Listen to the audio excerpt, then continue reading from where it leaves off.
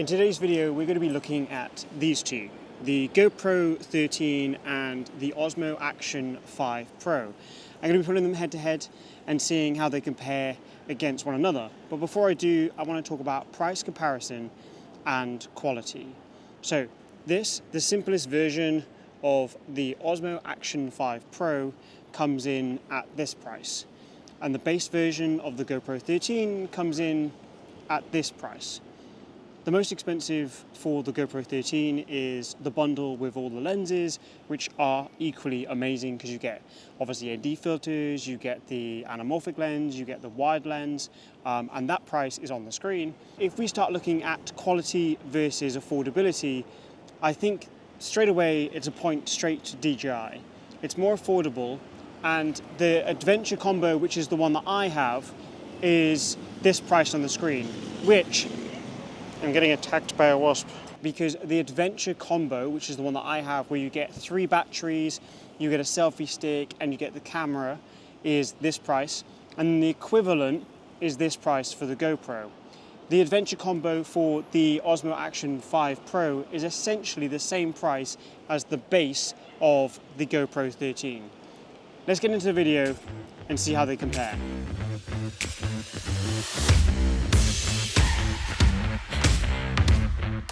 This is the GoPro 13 at 4K 30 Hyperview, and Hyper Smooth is on, but not with the boost mode. And this is the color straight out of camera, not in vibrant mode, but just a natural color straight out of camera.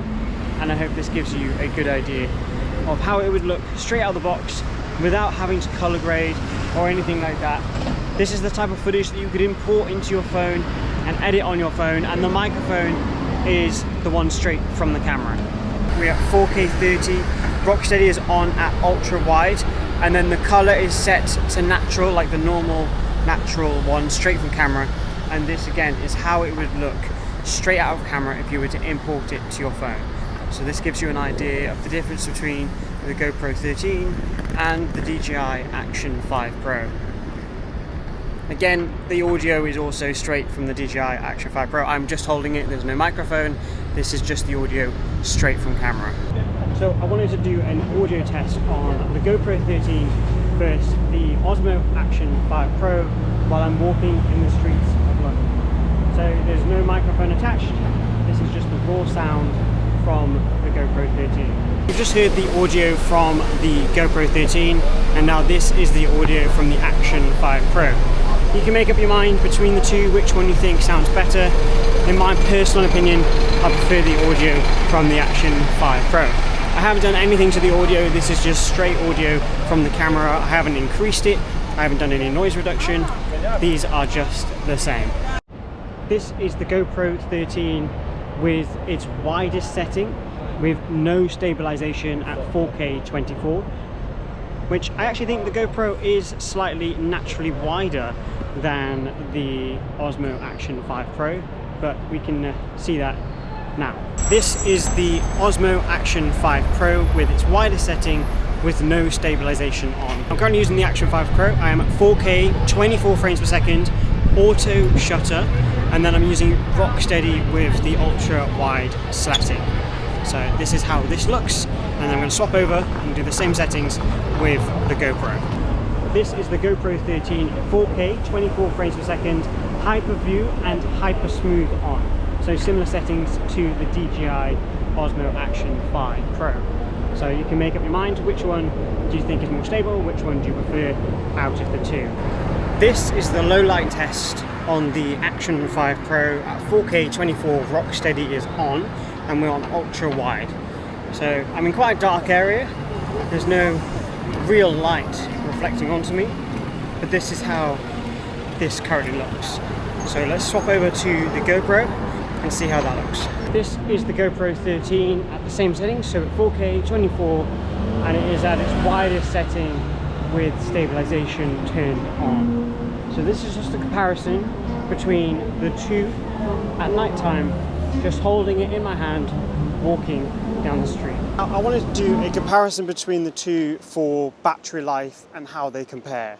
So I set them both up at 30 frames per second at 4K in log, and I waited to see which one would run out first. Okay, we've got both set up here. We've got the Osmo Action 5 Pro and the GoPro 13.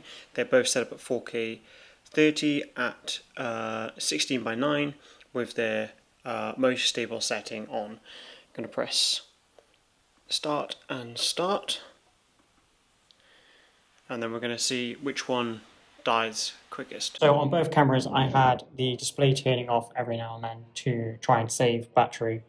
The GoPro was going off more than the DJI Action 5 Pro, but the GoPro seemed to be losing battery quicker.